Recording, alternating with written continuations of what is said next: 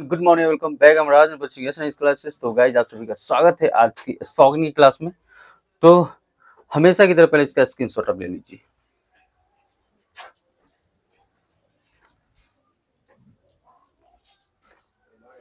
आज की क्लास बहुत ही इंटरेस्टिंग होने वाली है। I hope guys you may have taken screenshot. So guys, are you ready? Yes sir.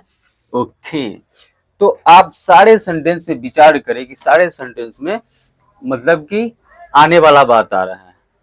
जैसे कि देखिए, दिवाली आ रही है, बस आ रही है, जन्मदिन आ रहा है, नींद आ रहा है, विचार आ रहा है, चक्कर आ रहा है, फोन आ रहा है, फिर यहाँ वो आ रही है, फिर यहाँ प्यार आ रहा है, दया आ रहा है, समझ आ रहा है।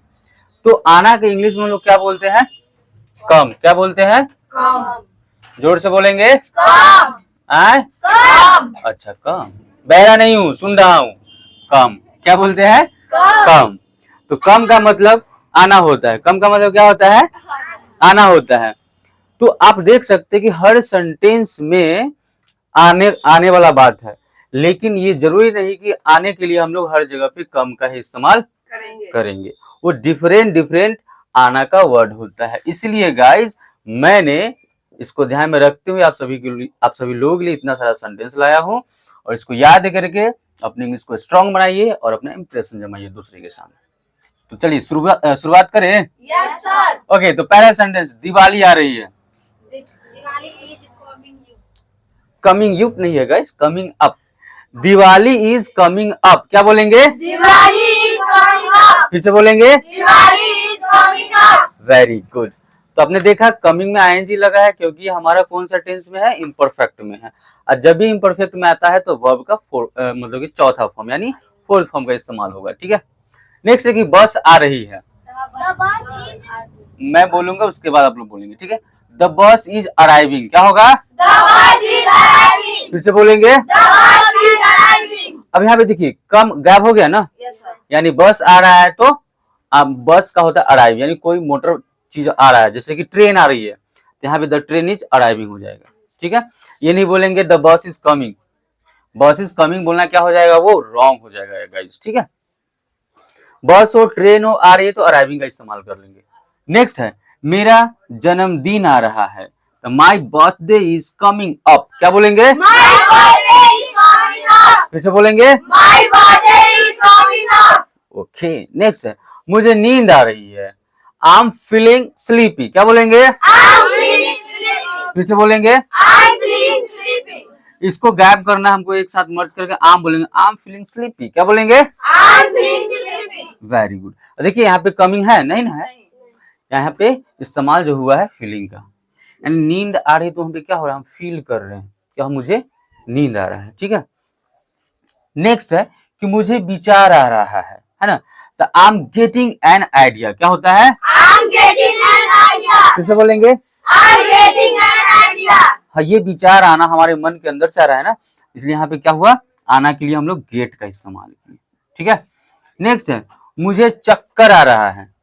तो यहाँ भी चक्कर आना क्या? फील कर रहे हैं, बोलते हैं फील कर रहे हैं। तो मुझे चक्कर आया था, आई एम फीलिंग डिजी। क्या बोलेंगे? आई एम फीलिंग डिजी। फिर से बोलेंगे। आई एम फीलिंग डिजी। चक्कर को इंग्लिश में क्या बोलते हैं गाइस? डिजी बोलते हैं। चलिए, डीजे नहीं पढ़ देना तुम लोग, है ना। चलिए, नेक्स्ट है, फोन आ रहा है। The phone is ringing. क्या बोलेंगे? The phone is ringing. फिर से बोलेंगे। The phone is ringing. अब ऐसे नहीं, द फोन इज कमिंग, वो क्या हो जाएगा? गलत हो जाएगा।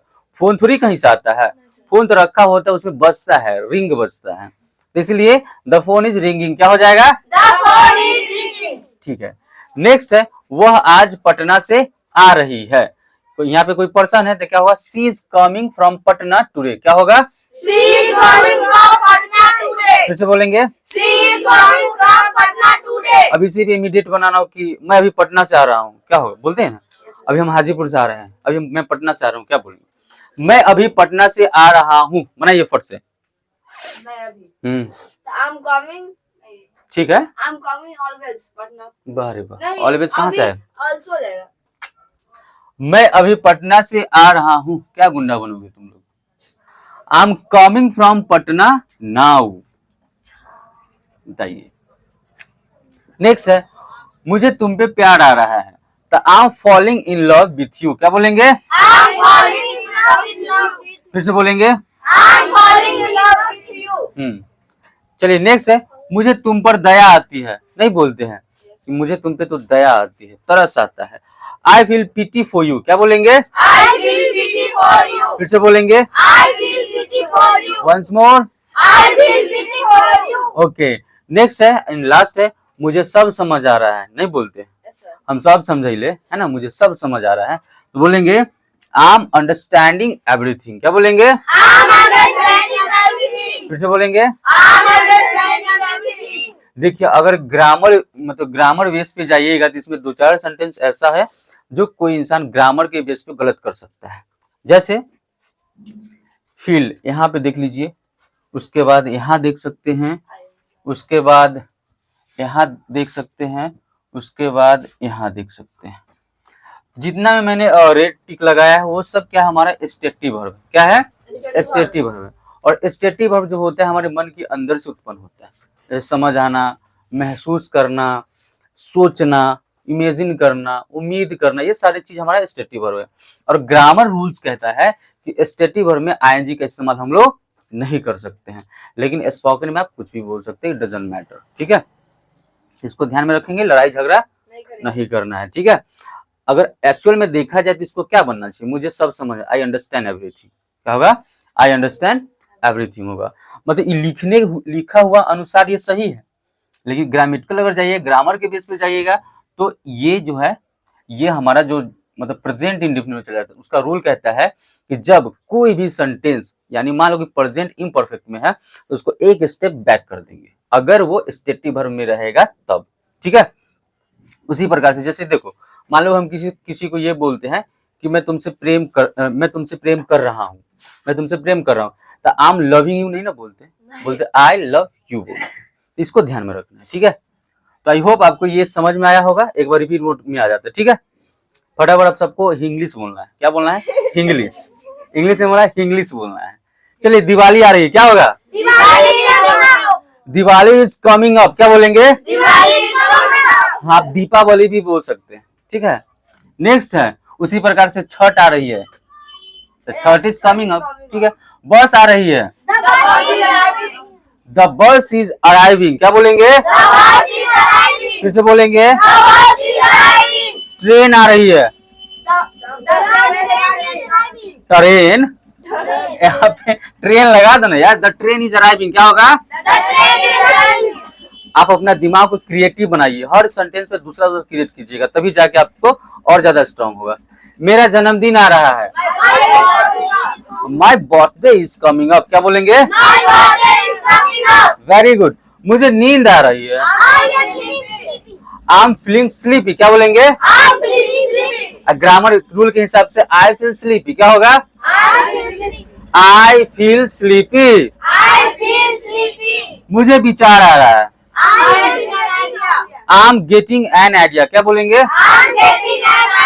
हाँ, एक आम एकदम पढ़ो, आम, मैंगो वाला आम पढ़ो, आई एम को एक साथ आम कर दो इसको, ठीक है? I am getting an idea, क्या बोलेंगे? मुझे चक्कर आ रहा है, आई एम फीलिंग डिजी, क्या बोलेंगे? और फिर ग्रामर बेस के हिसाब से जाएंगे तो आई फील डिजी, क्या बोलेंगे? ओके। फोन आ रहा है, द फोन इज रिंगिंग, क्या बोलेंगे? Once more. ओके। वह आज पटना से आ रही है, फिर से बोलेंगे। मुझे तुम पे प्यार आ रहा है, फॉलिंग है guys, I am falling in love with you, क्या बोलेंगे? ओके। मुझे तुम पर दया आती है, I feel pity for you, क्या बोलेंगे? ठीक है। मुझे सब समझ आ रहा है, आई एम अंडरस्टैंडिंग एवरीथिंग है, एनीथिंग नहीं, टकला और ग्रामर बेस के हिसाब से बनाए तो आई अंडरस्टैंड एवरीथिंग, क्या हो जाएगा? जोर से बोलेंगे, I understand everything. So guys, I hope कि आपको ये वीडियो समझ में आया होगा और यहाँ से आपने सीखा होगा कि हर जगह आना का मतलब कम नहीं यूज करना है। तो इसको बढ़िया से याद कीजिए और अपने लोगों के सामने इंप्रेशन जमाइए और ऐसे हंसते रहिए, मस्त रहिए, स्वस्थ रहिए, व्यस्त रहिए और इस रात से जुड़े रहिए और यहाँ से मजे मजे में अंग्रेजी सीखते रहिए। तो फिर मिलते हैं नेक्स्ट वीडियो में, तब तक के लिए जय हिंद, जय भारत।